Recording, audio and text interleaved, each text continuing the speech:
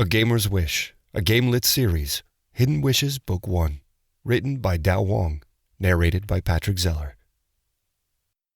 Chapter 1. Simple Curiosity. That was all it took to change my world. My life changed with a black briefcase one spring evening.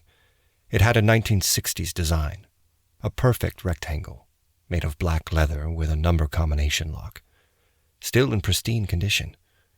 It was the fifth and last piece of luggage I had purchased earlier that day at the lost luggage auction, and the most expensive piece. Unless I was really lucky, I might not make enough for a week's groceries from all this. At some point, I knew that I had to find a new job, but lucky for me, retail jobs were a dime a dozen right now, if you were willing to take late-night shifts at least. Still, that was a concern for future me. Luggage like this always left me wondering about its story. The smell of the leather, the faintest hint as I held it to my nose, told me it was probably genuine. Maybe it was a hipster throwback, a handmade piece for people with more money than sense. But something told me it was the real deal, a genuine 1960s briefcase. That raised a number of questions. Was it an old purchase, set aside and never used till recently? Perhaps given to a new graduate, a present to commemorate their graduation. Did someone buy it at a thrift store? A discarded piece of luggage that wasn't wanted or needed till it was unceremoniously lost and abandoned again. That was, after all, how it had come into my possession. The airport auctioned off uncollected lost luggage every 60 days after it entered the system. I sat silently for a time as I ran my hands along the briefcase and made up stories about its former owner, the briefcase and what I might find within. Small stories, daydreams of the kinds of things I'd find inside. A laptop, a journal, maybe a calculator for an accountant. Business cards, of course. It was a briefcase. I took my time, because this was half the fun of buying lost luggage. The stories I got to make up, before the inevitable disappointment of reality. And while I thought, I ran my fingers along the numerical lock and attempted to open the case. Click. 467.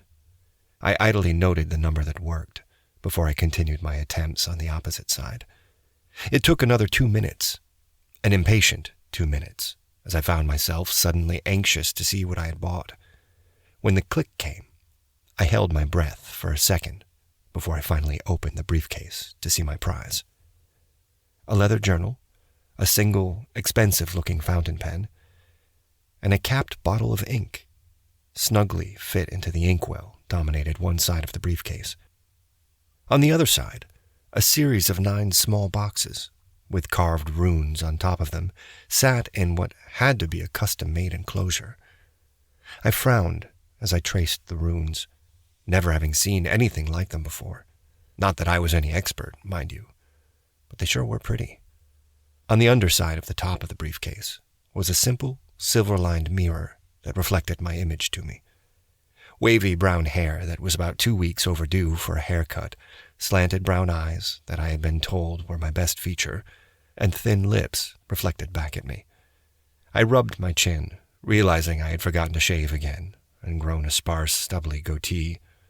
It was a bad habit, but shaving was never a priority when you only had to do it every few weeks. Just another gift of being ethnically Southern Chinese.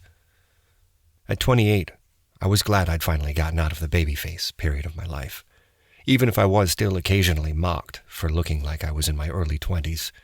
That was okay, considering some of those same mockers were already losing their hair. Initial perusal over, I began the process of stripping the briefcase. I started with the book first, and found, to my surprise, it was empty. Nothing was on the front page, or of any of the succeeding pages. It had very nice binding, though, and high-quality leather. I'd probably make a few dollars selling it online. The fountain pen was an old dip-and-write type. Might have been worth something to a collector. I capped the pen and put it away carefully. The ink I pulled out and set aside with the rest of the junk. No money in reselling used ink. Lastly, I started opening the boxes. And that's when things started getting weird. The first box held scales. The second, a series of dead beetles. The third, feathers from a single type of bird. And the fourth, old, dark earth. After the second box, I grabbed the garbage and started tossing contents into it immediately. Perhaps this had been owned by a taxidermist or a naturalist. Ow! I howled and shook my hand. When I touched the fifth box, what must have been the accumulated static charge of living in a basement apartment, it had never been that bad before. But I made a mental note to get a humidifier when I had the money. Gingerly, I touched the box and, finding the charge gone, I opened it, ready to toss its contents away.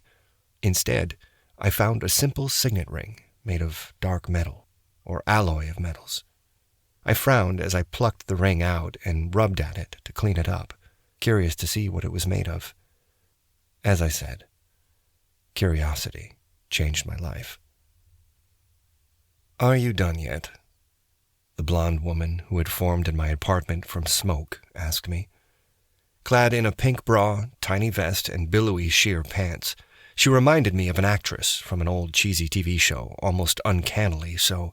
Seriously, the blonde genie that stood in front of me with her sardonic smile would have sent copyright lawyers salivating at the fees they'd earn, if they could have seen her, and if she hadn't wished them away. You're a genie, but that was a ring, not a lamp," I sputtered. The ring that the smoke had streamed from still clutched in my hand in a death grip. "Jinn, yes, I am. What may I do for you, master?" the genie said. Turning her head, she looked around my bachelor suite with a flicker of distaste. "Maybe a bigger residence?" "You're a genie." I stared at the blonde, my mind caught in a circular trap as it struggled with the insanity in front of it. After all, genies didn't exist. But there, in front of me, was a genie. Oh, hell, I really can't wait for this entire enlightenment period to be over, the genie said with a roll of her eyes after I just continued to stare at her blankly. She turned away from me and walked around the room before she stopped at my micro-kitchen to open the fridge. Bent over, she fished inside before extracting day-old fried rice and popping a bite into her mouth. A conjured spoon later, she was digging into last night's dinner and prodding my stove, flat-screen TV, and laptop. What is this? Fried rice? I know what fried rice is, and this isn't bad, she complimented me, ignoring my mumbled thanks while she pointed at the TV screen and then laptop. This, and this. TV and laptop. Huh. She returned to the TV before she prodded at it a few more times and inevitably adjusted its angle. That's amazing. I guess your science actually does have some use. Well, outside of indoor plumbing. That isn't as good. My brain finally stopped going in circles after I decided to stop trying to actually understand what was going on. If I had a genie in my house, I had a genie. So your name isn't Genie, is it? Do I look like a genie to you? Well, the 7 seals. The genie flickered, and the previously blonde creature transformed into a black-haired, hawk-nosed Middle Eastern woman, with considerably less clothing than before, which should have been a challenge. Call me Lily. What's yours? Lily stared at her clothing and then stared at me for a moment. A second later, she was clad in a T-shirt that said, "I aim to misbehave," and a pair of jeans. I would admit I found the new clothing options even more distracting, especially since they were an exact replica of what I was wearing. "I'm Henry, and what was that about?" Nothing at all." Lily snapped at me and waved her spoon at my laptop. "What is a laptop?" "A portable computer," I explained. "No, I've seen a computer before. They take up rooms 3 times the size of your residence," Lily said, prodding my laptop. "Computers haven't been that big since the 50s. Okay, maybe 60s. And I guess there are supercomputers that are that big these days. I blattered on. But most people don't really need a supercomputer. I mean, all I do with mine is play some games and get on the internet. Internet? Lily raised her spoon. Wait, stop. 2 things. What year is this? And do you have more food? 2018? And there's some pizza in the freezer? I said. What year did you think it was? That explains why the enchantments have faded, Lily said, as she finished raiding my fridge. She stared at the pizza and then looked at me imploringly. I sighed and helped her add it to the microwave, which I then had to explain to her. That certainly dated her further, putting her at least into the 1960s, which was around the same time as the briefcase. Once the pizza was ready and the genie was eating, I got back to the important questions. What enchantments? All of them, of course. They really should have closed off the runes between the concealment and defensive enchantments. If they'd asked me, I could have told them, but of course they never do, Lily said, shaking her head. Once the enchantment was being regularly recharged, the concealment runes started draining the rest. Took it about 50 years or so, at a guess. Good thing for you, they were sloppy. Otherwise you'd be dead. Dead? Oh, yes. Heart attack when you failed the 3rd time on opening the briefcase, Lily said. Always a good defensive spell. Few creatures can survive without a heart. Well, except the undead, but they wouldn't be able to even touch the briefcase with the wards against them. I could have died, I said weakly, as I stumbled to my bed and sat down with a thud. Blazing suns, Lily sat down across from me. You humans are always so damn sensitive about your mortality.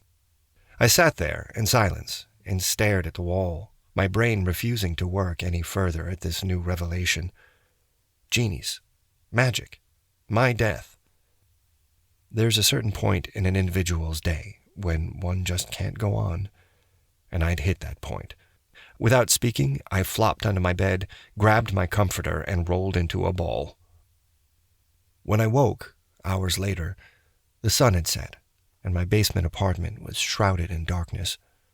I exhaled in relief, grateful but slightly disappointed that the blonde/brunette genie had been but a weird dream. Paper rustled, and I twisted my head to the side, to spot a pair of glowing red eyes bent over a book. Well, that was a very manly scream, Lily said, hiding a smirk.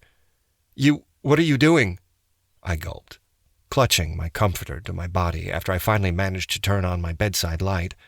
The additional illumination drove the fire from her eyes, making them look human again. I recalled the flames that lit her face from within, doubting I'd ever forget them. Not demonic, though. At least they didn't feel demonic, just otherworldly. Reading. You have quite a selection here. Lily nodded to the bookcases that lined the walls of my apartment. I will admit, books are one of my indulgences. The books are wide-ranging, covering everything from history to fiction. Really, I just grabbed whatever seemed interesting when I hit the garage sale.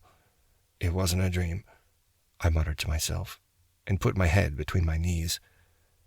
Yes, are you going to have a breakdown again, or are we finally getting to the part where you make a wish?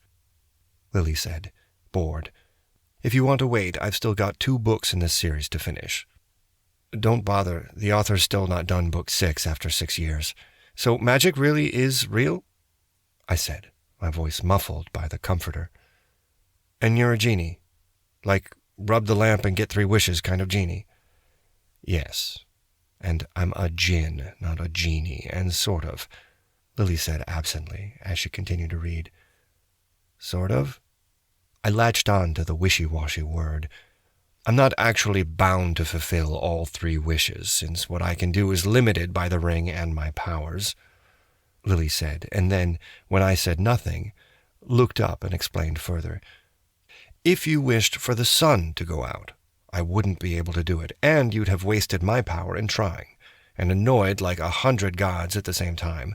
I am also bound to the ring, unlike what Antoine might have written. Antoine? I shook my head. No, I was not going to get distracted. It was hard enough to keep my head on straight. Magic is real? I could not keep the wonder from my voice as I said that. In a world of mediocrity and the mundane, magic was real. Always has been. But how did I not know of it? Your world of science and rational thought blinded you to the arcane. What cannot be explained was relegated to hidden corners of the world, and rare as the gift is, it is no wonder humanity forgot.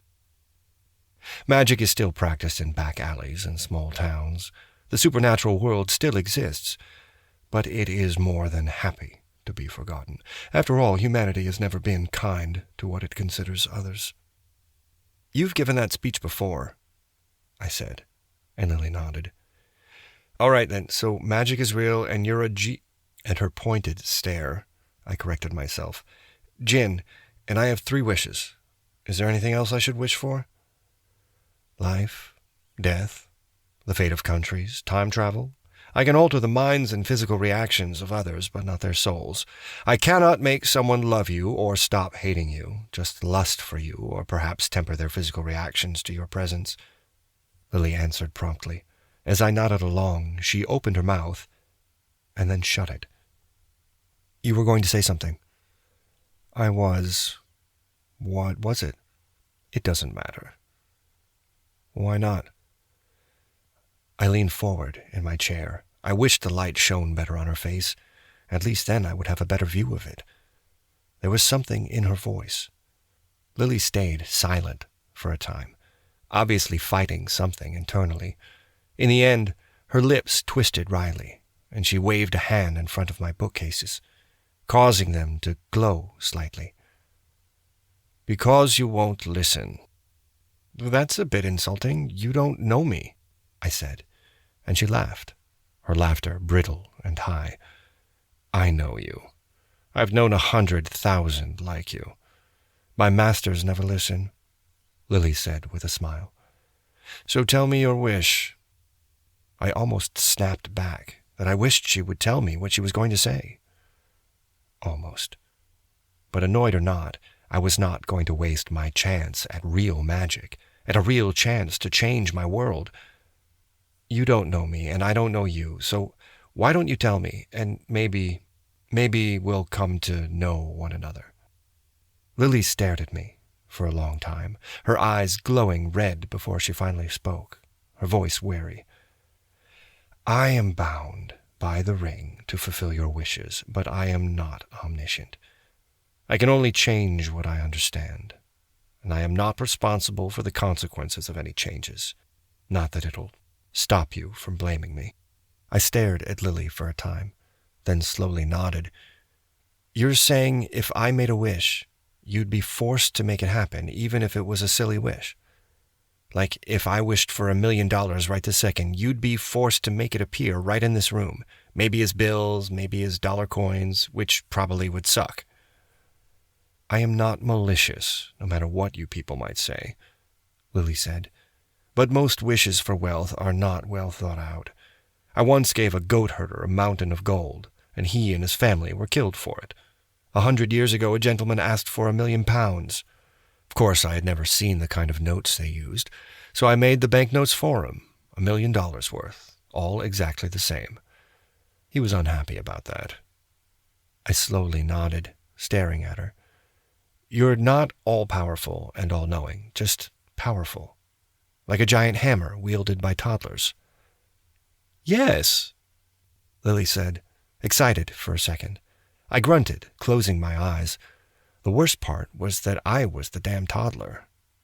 But still, magic was real. I had not realized I had spoken that thought aloud till that whisper echoed through the basement. Into the silence, she slowly spoke. Do you desire magic, then? With every fiber of my being, I answered honestly. But I can see 1,000,000 billion ways it could go wrong. Wish for magic and I might get the ability without the knowledge to wield it. Wish for knowledge and ability, and you'd stick it all in my head and maybe make me go crazy while doing it. Wish for a mentor, and, well, it might be a black mage who comes in. You did listen. Lily's lips twisted into a wry smile. Though again, Not directly malicious. If you wished for the knowledge to wield magic, and that alone, I'd probably only insert enough that you would not be driven mad. You can do that? I blinked. Having rattled off my words without thought, I hadn't actually expected her to know how to inject information into my head. Of course. I'm a jinn who has been in the service of some of the greatest mages this world has ever known. I'm no dotard myself, Lily boasted. Adding knowledge direct would be no different than creating a magical book of learning. In fact, it would be simpler without the preservation and containment spells. Huh, I said, rubbing my chin and staring at the girl. So it's not the amount of knowledge, but the speed. Close enough, she said, and I grunted. I guess I have to level up first. Level up? Lily asked, and I waved my hand toward my bookshelf, where my RPG books were neatly stacked from D&D's first editions to more recent RPGs, indie and mainstream publishers. 1 second. She muttered that word and then shimmered for a brief moment. A second, at most. And suddenly all the books were stacked neatly around her. How interesting. Entire universes written and governed by rules and dice. Did you just read all of them with super speed? I asked. Not super speed. That's always more trouble than it's worth. You have to deal with friction and air resistance and heat. I prefer to slow time, Lily said nonchalantly. I do see what you mean. These levels characters have limit their growth, giving them knowledge and strength as they pass each milestone. You're saying it's possible for me to wield magic if we put it in a game system? I said excitedly, fallen hopes rising again like a rocket at her words. Of course. Who do you think you're talking to? Lily asked. Perfect? I paused, frowning as I worked out the implications. Perhaps I had found a way to cheat the system. All right, one last question. How do I know everything you've said is true? At those words, even in the dim light, I saw Lily's face twist with quickly concealed hurt. She looked away for a second and then back at me. Well, that's the rub, isn't it? You can't. That was the rub. It wasn't as if I could look this up on Snopes or jump on Quora, seeking expert advice. The stories I did know of, they conflicted. The original stories of jinn said they were like us, neither good nor evil, creatures of free will like humanity itself. Since then, they'd been both friend and foe in a myriad of stories. Of course, it wasn't as if I knew how to tell which were true or fake. In the end, it came down to trust. Could I? Should I trust Lily? Did it matter, though? By her own admission, anything I wished for needed her interpretation. Of course, that too could have been a lie. But for a chance at magic, however slim it might be, I would take it. With that thought, I smiled and leaned forward. All right, so here's what I was thinking. Chapter 2. Hours later, and, at Lily's insistence, a bunch of Thai takeout later, we'd gone back and forth on the game system we might implement. Crouched over pad thai, red curry, and pineapple fried rice, I argued with a raven-haired jinn about the merits of game systems. We should skip character creation entirely, Lily said, waving a pair of chopsticks at me with an egg roll still held in them. You don't want to go through the most equitable way of doing so. I'm not letting you roll for my attributes. I'm not going to risk getting a 3 on intelligence, I interrupted. Lily continued, without pausing at my interruption. We should just avoid it altogether.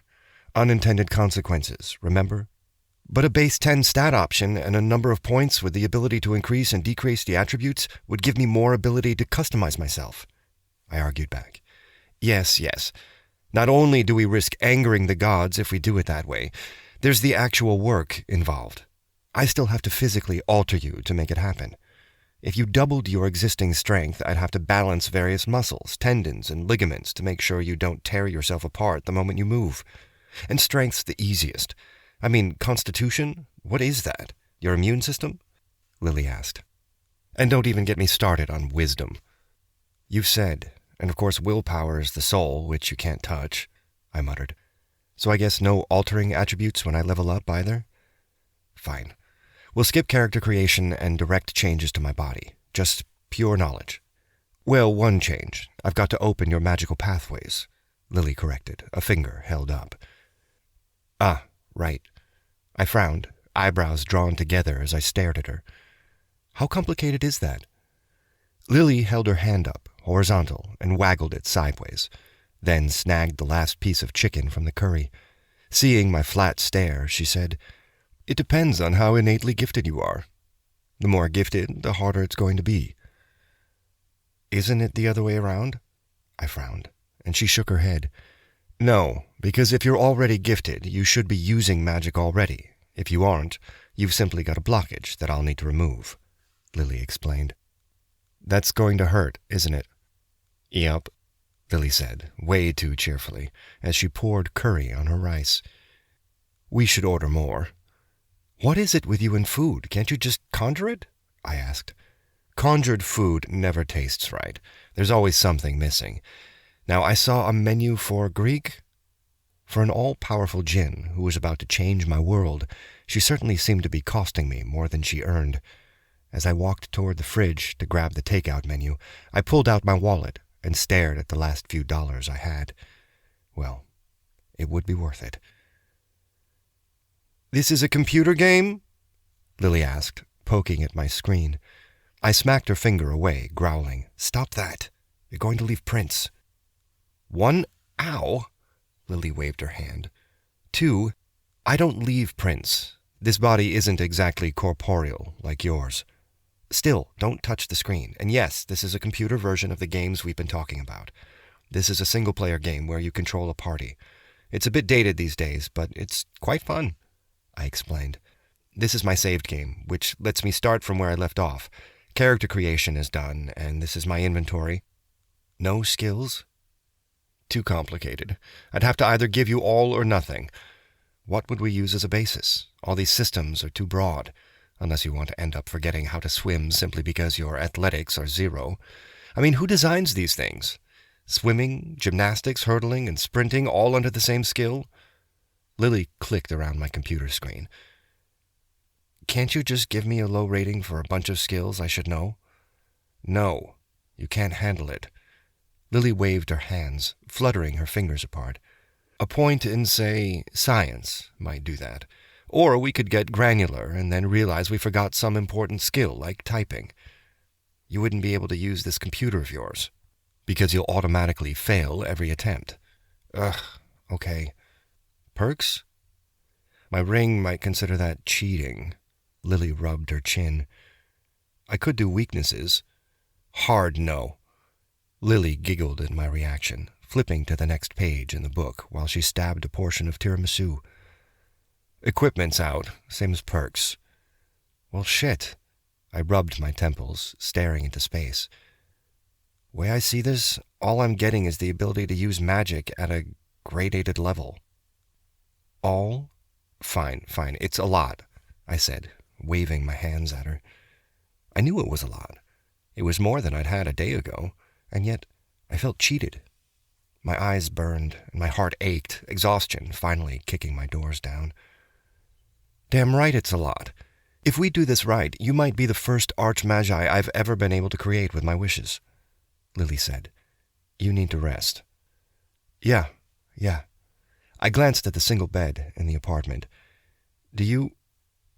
well, I'll rest in my ring if I need to, Lily said, waving me to bed. I nodded, numbly, lying back down. As I drifted off to sleep, I wondered if leaving an unbound magical being, that some might consider evil, to run around unchecked and alone was a good idea. As I rolled onto my side, I stared blearily at the raven-haired jinn, who was idly chewing on a strand of hair, brows furrowed in concentration as she clicked away on her mouse, killing cows and picking up loot. Light streamed in from the single basement window when I slowly woke up. The continuous click, click, click of a mouse, the occasional stab of a keyboard key, and a repetitive fantasy soundtrack punctuated the silence, making me think I was back in my college dorm with Win. That man had been obsessed with his 4X games. I rolled over to tell him to lower the damn volume, and I spotted discarded food containers, a pair of unwashed glasses, and the last of my orange juice in them, and a stack of books. However, instead of an overweight gamer with bad hygiene, I saw a toned and very feminine body hunched over my laptop, with a face that could have graced a celebrity magazine. "Have you been up all night?" I muttered as I swung my feet over the edge of the bed. Daylight hit my eyes, and I automatically twitched my head to the side, hiding in the shadows, and corrected myself. "Day." "Yes, I'm level 47 now. Just took the portal back to town. My inventory's full." "You know, you were supposed to be doing research." "This is research, and you need a bath," Lily said, sniffing. "Me? You?" Well, if she didn't leave fingerprints, who said she sweated, or had any of the other grody side effects of having a physical body? Surreptitiously, I sniffed myself and wrinkled my nose. Well, she had a point. A quick shower later, I was standing over my coffee pot as I contemplated the remnants of my kitchen. What should have lasted me a week had been consumed overnight, leaving me with 2 slices of bread and the jam to go with it. As I made my meager breakfast, I said, "Did you learn anything?" "A lot. I like these computer games better than your tabletop ones. No skills, character creation is simplified, no need to create backstory or hooks for your GM. Experience is received from quests that are clearly defined, and development of abilities is clear," Lily said, never looking up. "I think we can work with this. I can even give you all these bars, but they'll be estimations. So something like health wouldn't be reality. You could still die from smacking your head too hard." "Really? Do you think we're ready?" I sat next to her and placed my sandwich on the table beside me. Without even looking away from the computer, she snagged half of my sandwich. "Sure. Hey, how do you pass into the level 47 boss chamber?" I squinted, staring at the game and racking my brain. Check the internet for a guide." "Guide?" Lily said, slowly and carefully. I reached over and paused her game, then tabbed over to a browser.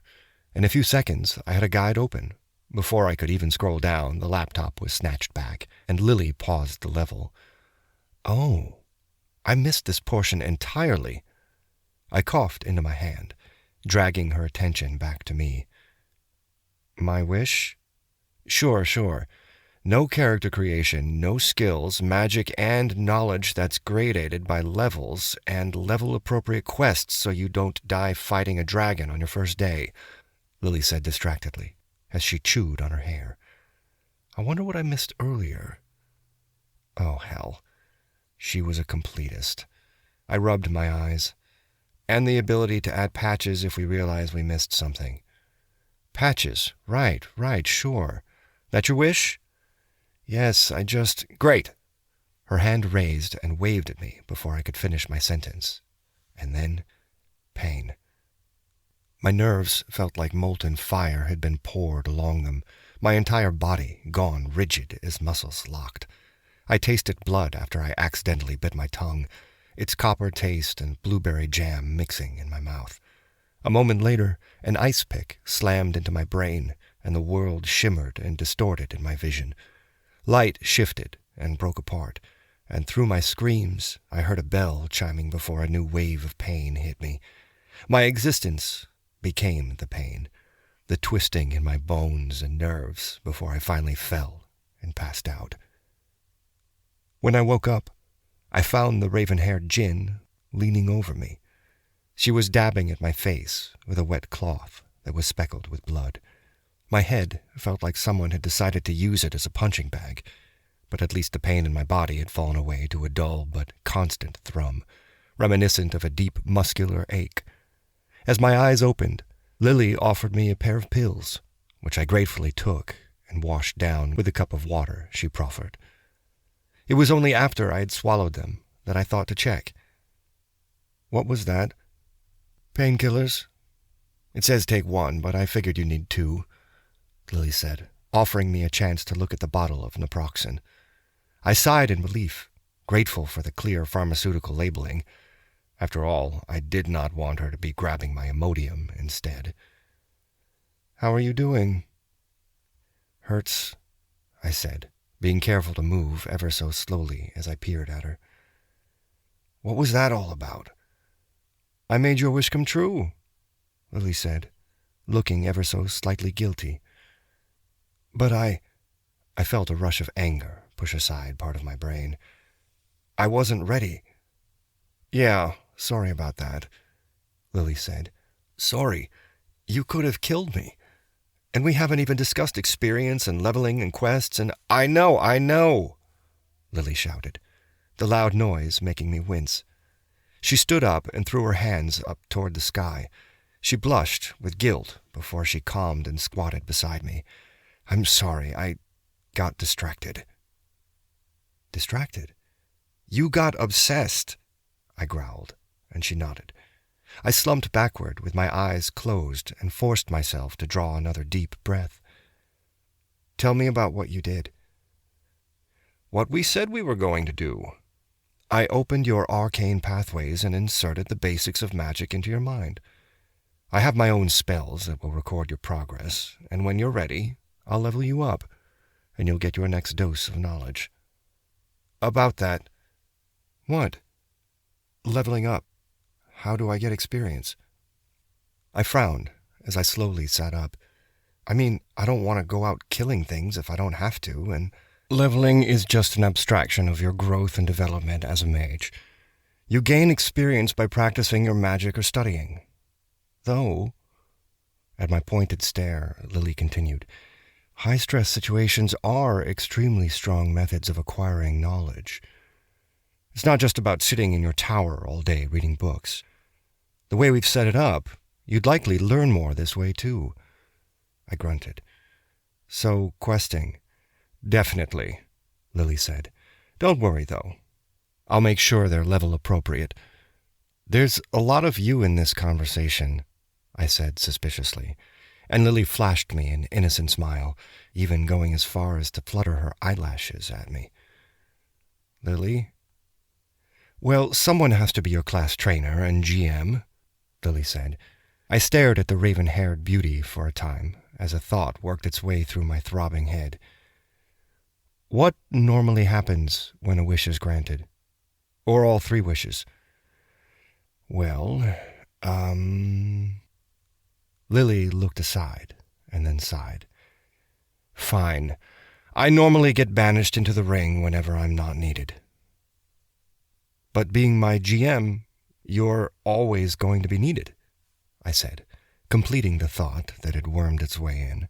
"So even if I make my other 2 wishes, you'll still be free."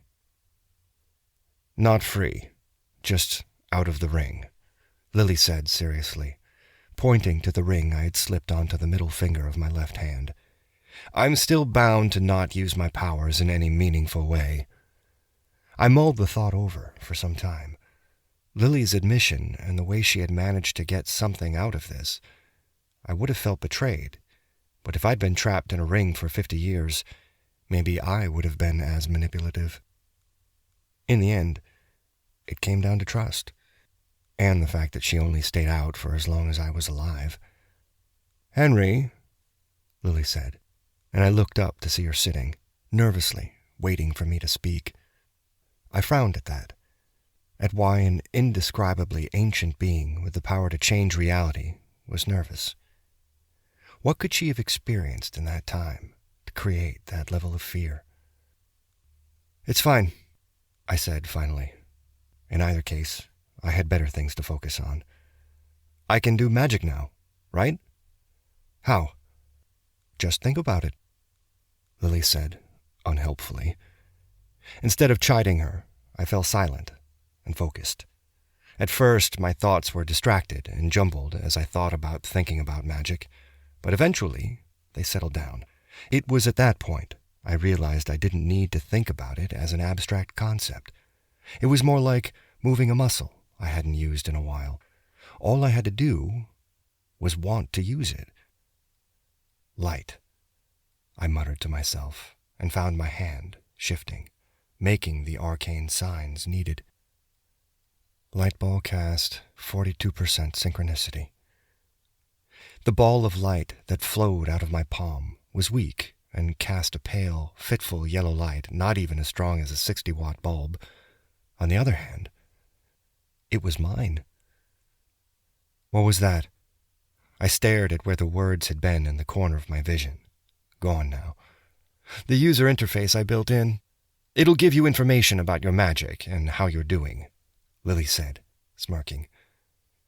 And synchronicity?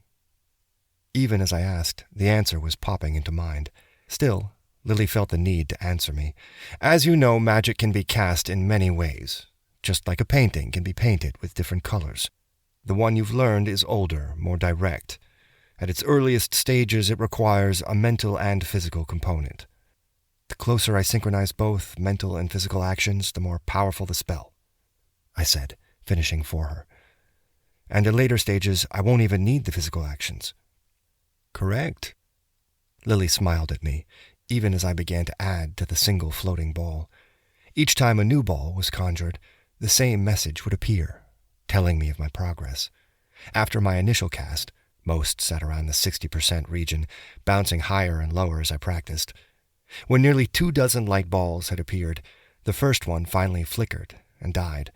As I reached toward the sky to cast the spell again, a blue bar appeared in the top of my vision, already mostly empty. Is that my mana bar?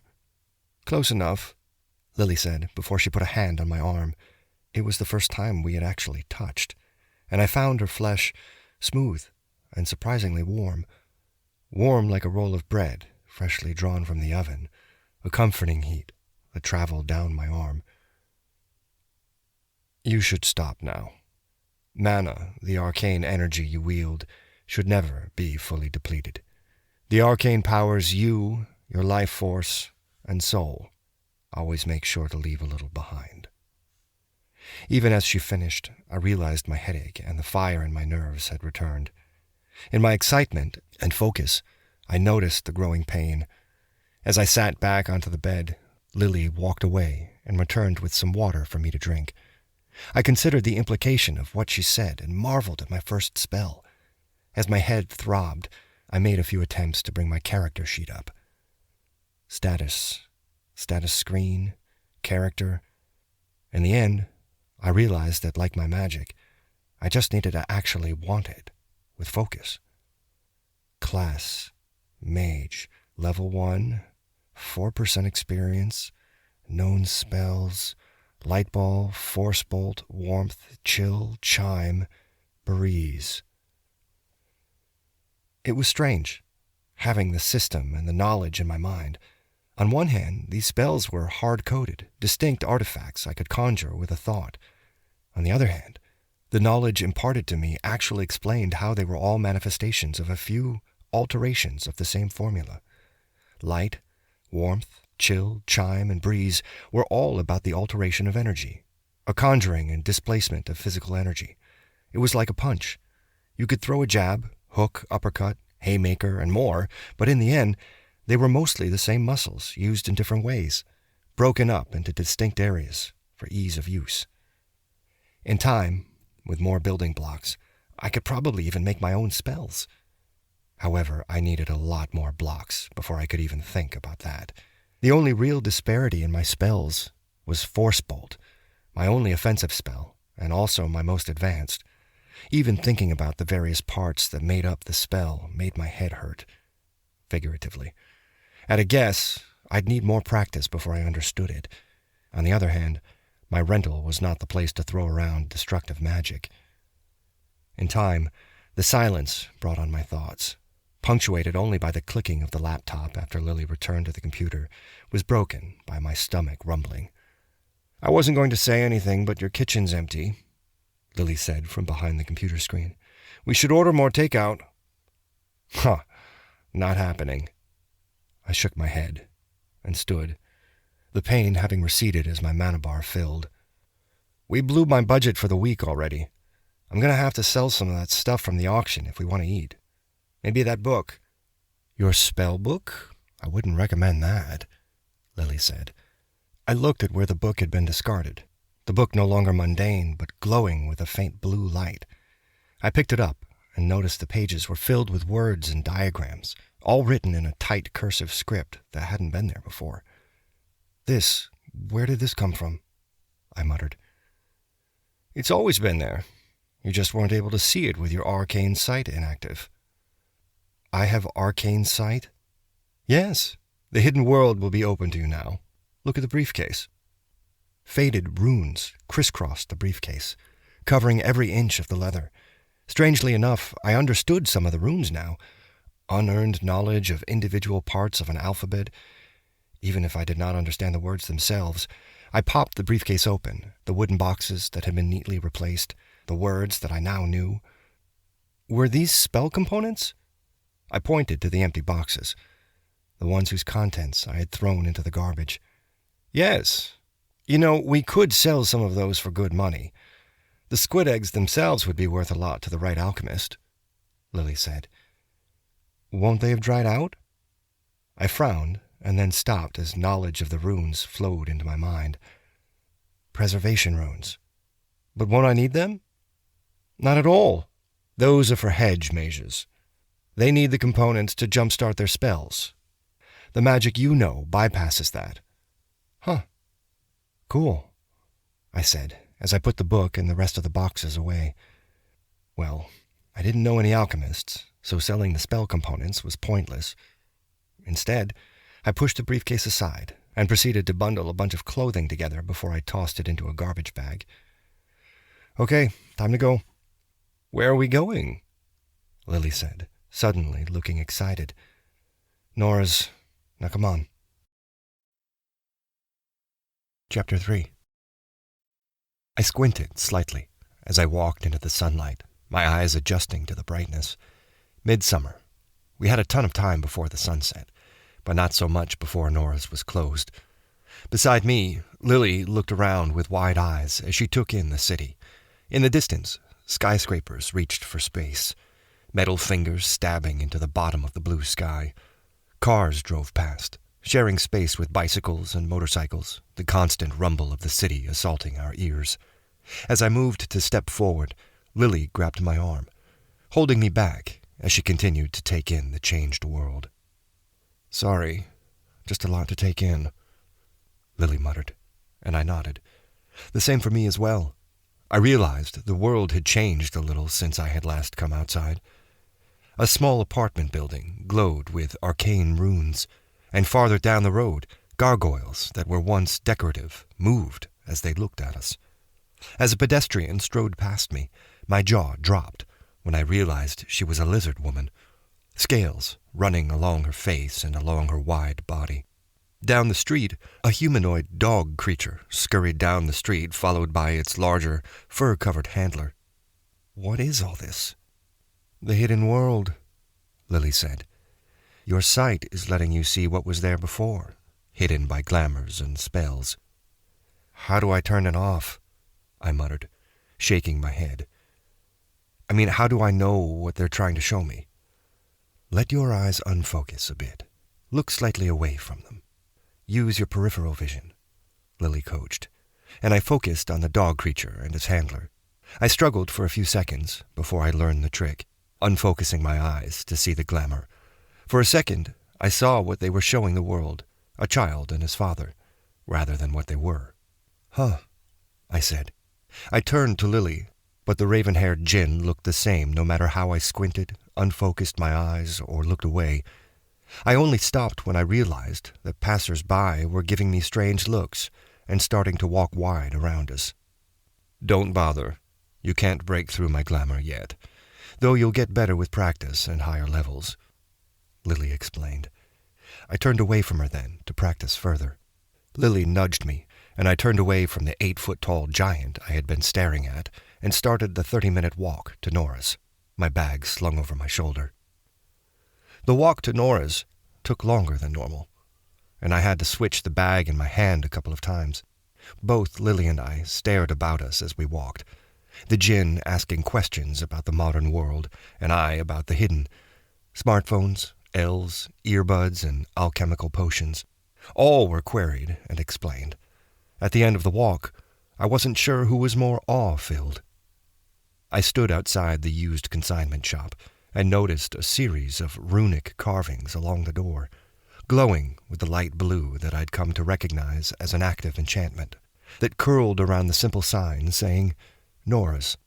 I unfocused my eyes for a moment and saw the plain old store I had visited dozens of times.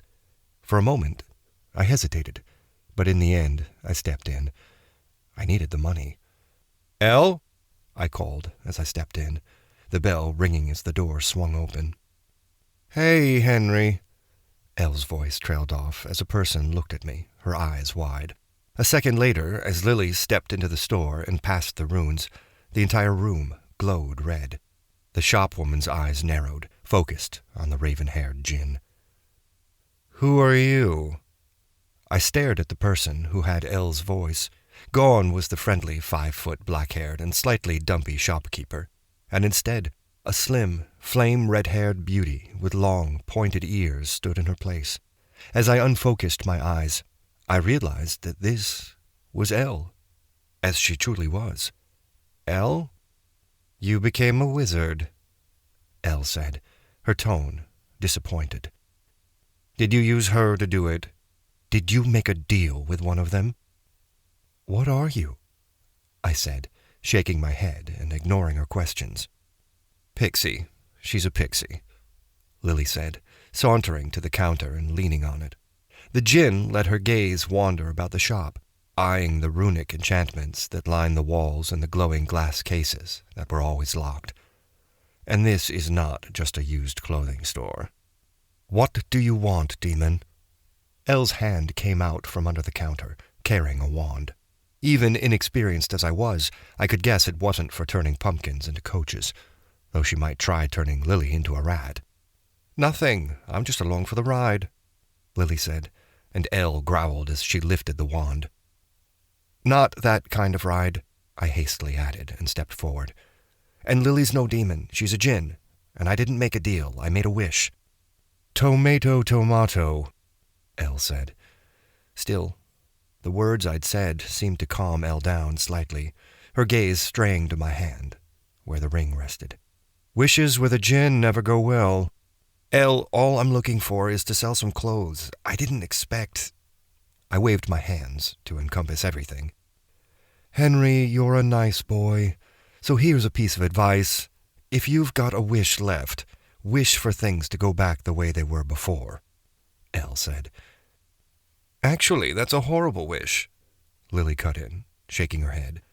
"Altering time is impossible, so I'd have to take away your gifts without taking away all the knowledge you have."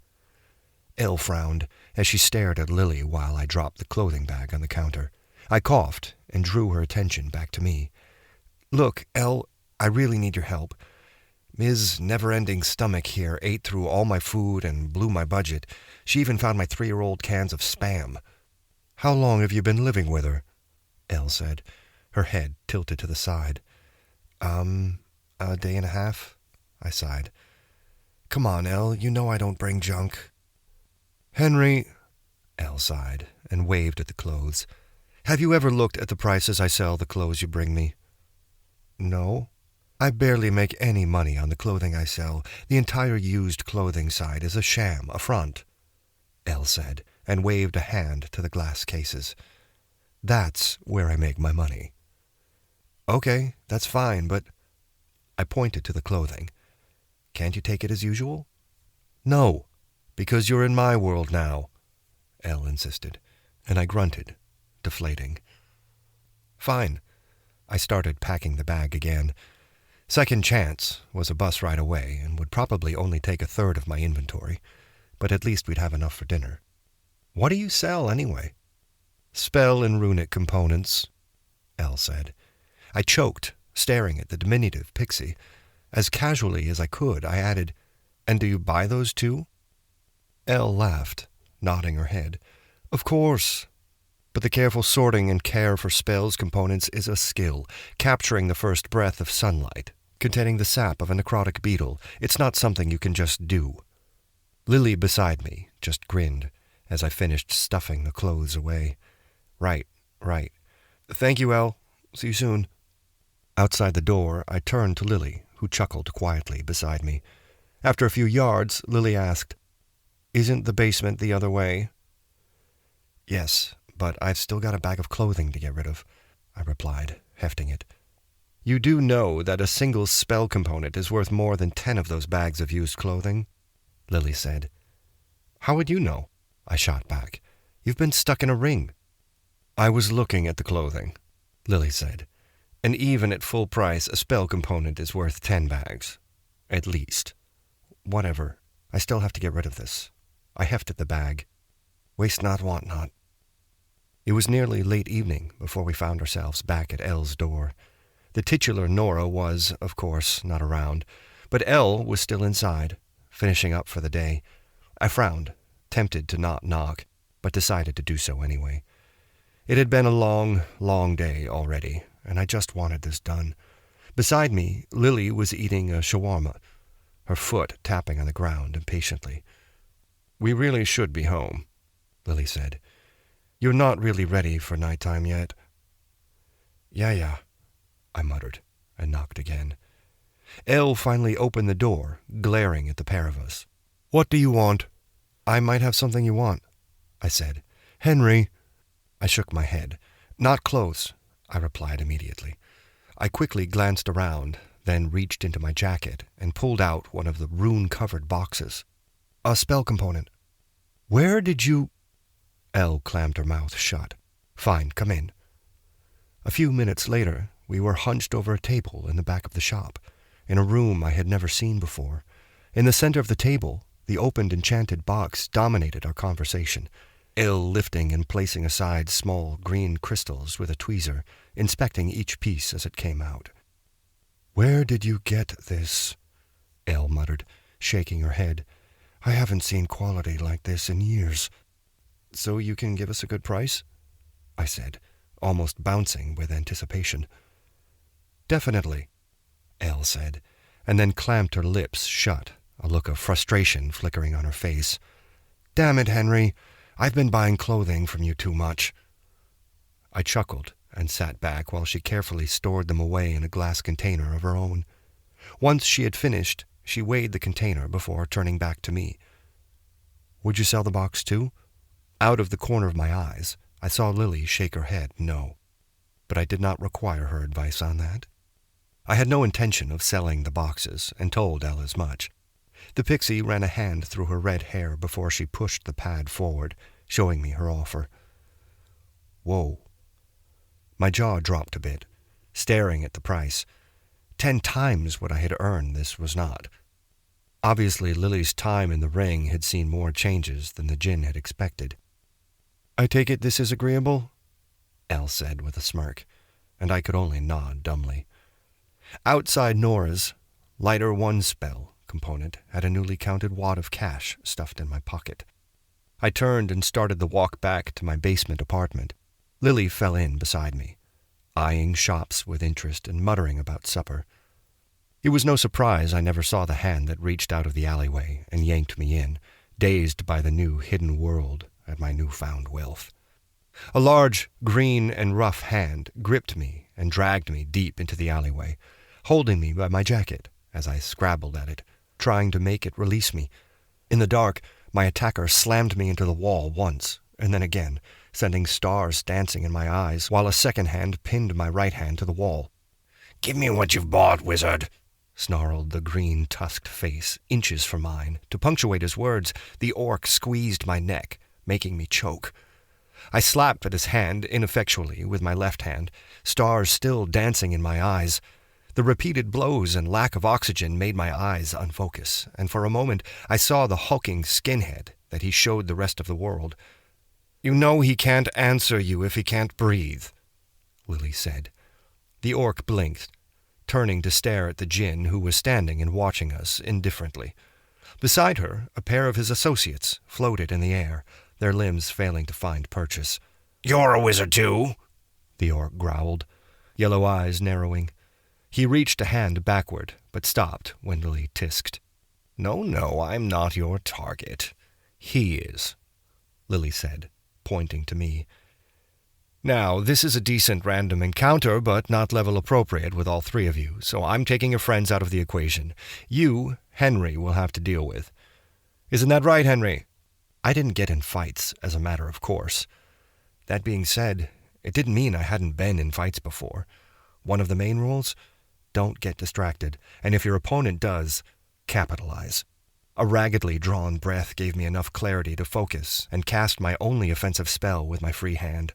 I swirled my hand, fingers dancing, before I jabbed it into his chest, the glowing ball of force smashing into my mugger's short ribs. Force bolt cast. Synchronicity, 41%. Force bolt does 9 damage to orc mugger. The surprise attack cracked bone and forced the orc to exhale a surprisingly minty breath into my face, and he reflexively released my neck. Now on my knees, I tackled the orc, even though he was clearly heavier than me, my shoulders striking his broken ribs and driving the monster back. Reflexive motion made him hunch over, which gave me the perfect setup for an elbow to his chin. I pushed away from him, giving myself space as I shook my arm out, elbow aching from the strike. "You know you're a mage now," Lily said casually. "No experience for slugging it out." I growled in response and then coughed, choking from the newly formed bruises on my neck. The orc stood up, rubbing his chin, a glimmer of respect in his eyes. "A wizard with some physical skill," the orc said, his voice a low growl.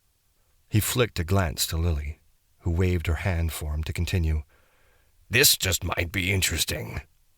"Yeah, no," I said, my right hand darting and twisting as I formed another force bolt.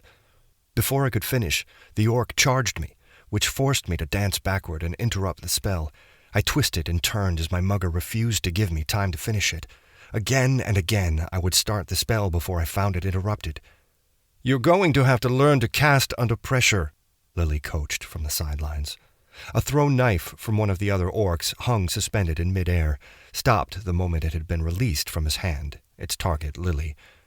"Don't let his attacks distract you. The spell is the most important thing." A fist glanced off my jaw and sent me sprawling to the ground. The orc dashed forward, but I raised my feet high, holding the creature off with my feet. As the monster tried to get to me, I started casting Force Bolt again, even as my head throbbed. 2 seconds was all the time I would need. Even as the orc finally pushed my legs aside, I finally completed the spell and sent it hammering into the monster. Force Bolt cast, synchronicity 53%. Force Bolt does 10 damage to orc mugger. On my back, feet up in the air, I formed the next spell, which the mugger dodged. 2 more spells followed, cast from my back, only one of which hit. My head continued to throb, the pain grew, and I spared a glance upward to note that my mana was nearly gone. All of those failed attempts had required mana, even if I hadn't completed them. The orc, arm clutched where it had taken the blunt of the last spell, growled at me. I had heard the crack of another broken bone, but he was still on his feet. Still, the mugger did not attempt to rush me anymore, and I slowly stood up, keeping a distance from it. "We done?" I asked, trying to keep my voice confident. "Wizard, I'm disappointed. You have some skill. Why do you refuse to fight honorably?" The orc growled and eyed me warily. "Got to level up." "You speak strangely, even for a wizard." Yeah. We continuing this, or are we done?" I growled, my hand raised as I bluffed the monster. "We are done if you'll have it so, wizard." "Go." "I'm Ulrich, of the Yellow Eyes," the orc said. "You should not be as fortunate in our next encounter." I waved Ulrich away, and Lily let the pair of orcs drop. The trio scrambled off as they eyed the jinn warily. In moments, Lily and I were alone in the alleyway. "Thanks for all of the help," I grumbled at her. "You need to level up." I made sure it was level appropriate. Lily said unapologetically, "That technique was less than orthodox. Effective, though." "So did I get experience for that, or did I need to kill him?" I asked, as I leaned against the wall and held my hand to my throbbing head. "What did I say about experience? It's about learning and growing your magical strength, not your ability to kill monsters. Look at your sheet. Class, Mage, Level 1, 48% experience, known spells, Light Ball, Force Bolt, Warmth, Chill Chime, Breeze. All from that one fight? I said, as I stared at the updated sheet. No. You gained some experience while walking around with your arcane sight today. But a lot of it did come from the fight. I slowly nodded, somewhat mollified. Although I was bruised, headache or not, the random encounter had been worth it. Fine. So, I've got an important question, Lily said, smiling as she walked forward. Is that Ethiopian restaurant any good?